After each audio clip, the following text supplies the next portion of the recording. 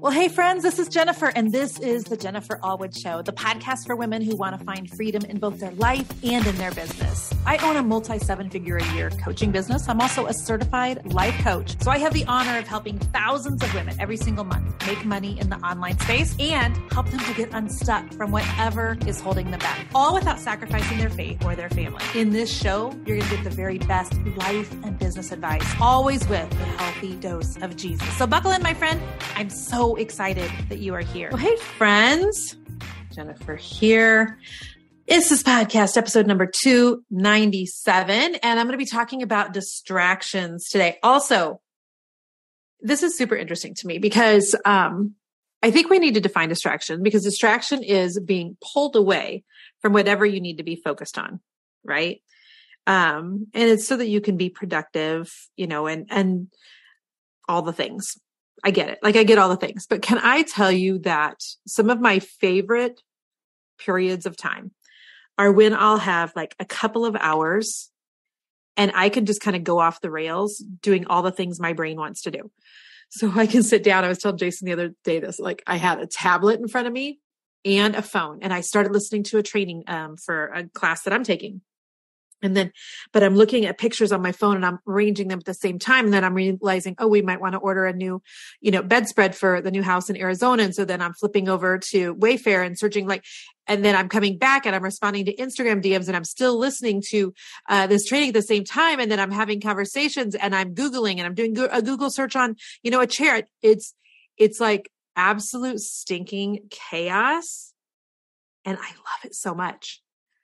And so if you're like me, it is so easy for you to multitask. Your brain goes in a million different directions at once. And it's actually a really fun, beautiful thing the majority of the time, except for when I need to dial it in and pull it all together and have no distractions, for a period of time. Turns out as an entrepreneur, as a business owner, as a coach, I have to do that on occasion. I have to have chunks of time where I'm able to knock out the things that my team's asking me to do, or I'm able to really serve our clients or what have you. And when those times come up, I have to work really hard at eliminating distraction, because otherwise my mind is such a hamster wheel of ideas and thoughts and fun things. I mean, it's like a ping pong game probably going on in there that I can easily get distracted, take my mind off of what I'm doing. And then also, and this is for all of you who are, not spring chickens like myself anymore, same as myself anymore, is sometimes when I get distracted, then it's hard for me to come back. Like I can't even remember where I picked up and, where I need to pick up because where I left off. And so, I've heard before statistics, none of which I can remember right off the top of my head, that when you are in the middle of doing something and you get distracted, it takes X amount of time to try to get back onto task. Let's just say 27 minutes. I don't know if it's 27 minutes. Who even knows? But there's this set amount of time that people say when you take your eyes off what you're doing, when you get distracted by it, for your brain, my point is your brain. For your brain to come back around and go, okay, now where were we?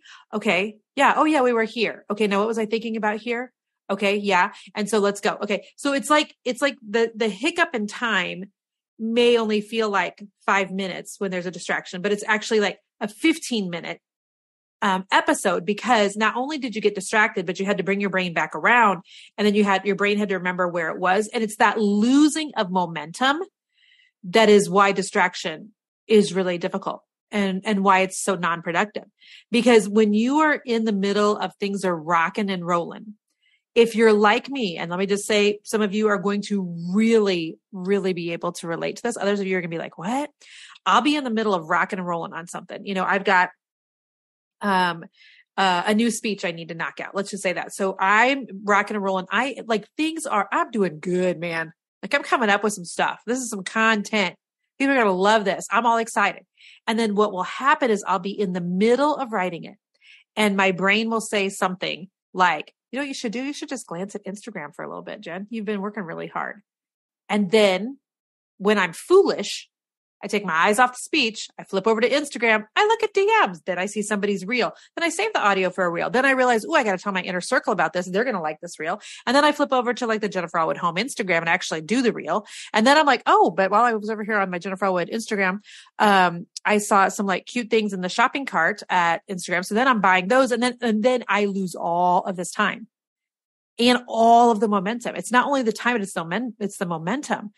And so I have had to learn not to reward myself with breaks if I am in the middle of knocking some stuff out, because otherwise I can get so distracted here. So here's what we often do. Okay. We use distractions as an excuse. We let them or we allow those things to let ourselves off the hook. Because the truth of the matter is we need to be head down and working on things that move the needle. And so I want to give you just some ideas on some things you can do to be more productive, especially during this holiday season when you don't want to be working a lot, right? I mean, I don't want to be working a lot. And if the goal is, Jen, how can I make more in less hours? Getting rid of some of the distractions is really going to be helpful. Okay. So number 1, silence the notifications on your phone. You will only twitch for 10 minutes. Silence the notifications, because otherwise you hear it ding, you pick up your phone, you look at the notification, but then you spend an hour going through, Instagram, texting your girlfriends back, what have you. So put your phone in the other room. If silencing isn't enough, put it like literally in a drawer. You know you well enough to know what to do. But I literally will have to put it in another room sometimes if that's the case. You can set screen time reminders. You can set limits during the day. You can set your phone on working hours. Like there's all sorts of things that you could put into place. You just need to know yourself well enough.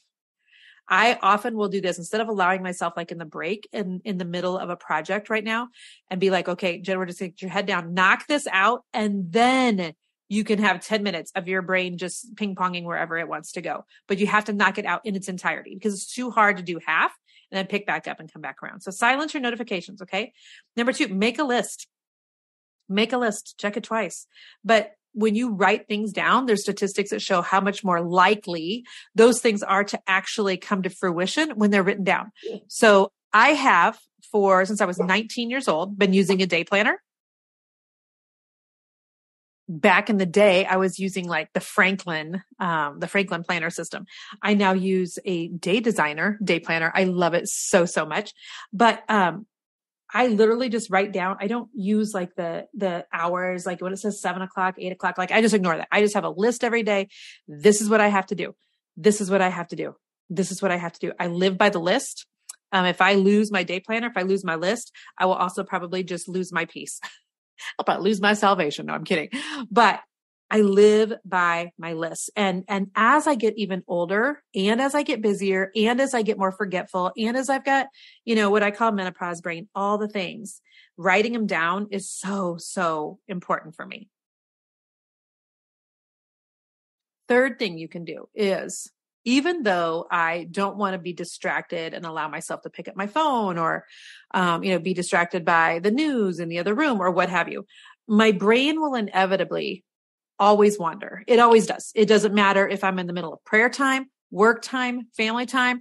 I really struggle with my mind being fully present wherever I am because it's always in 20 places at once.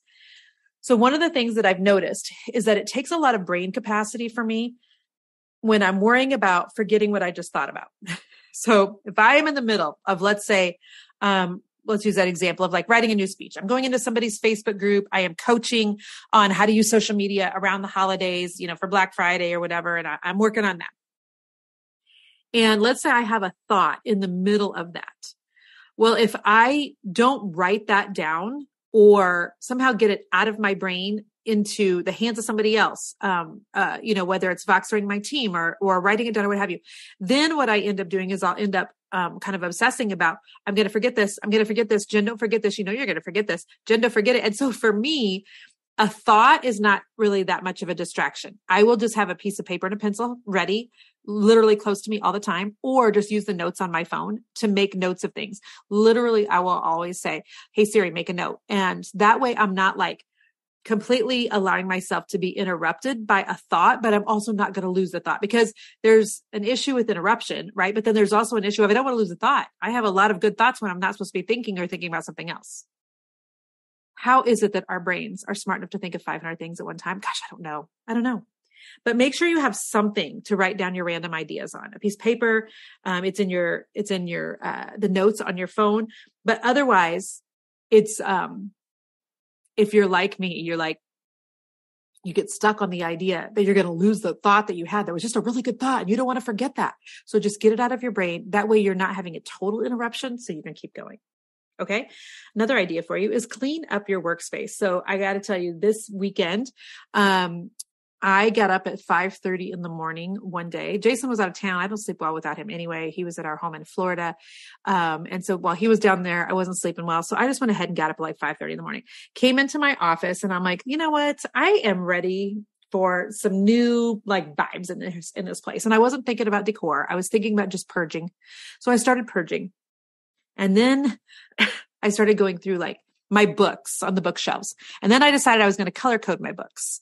And then I decided, well, if I'm going to color code my books, like let me take off all of the book sleeves. And so I just have, all the books are sleeveless and look really pretty. And so I arranged all the books, and then I started cleaning out folders. And you guys, I did a really good like cleaning.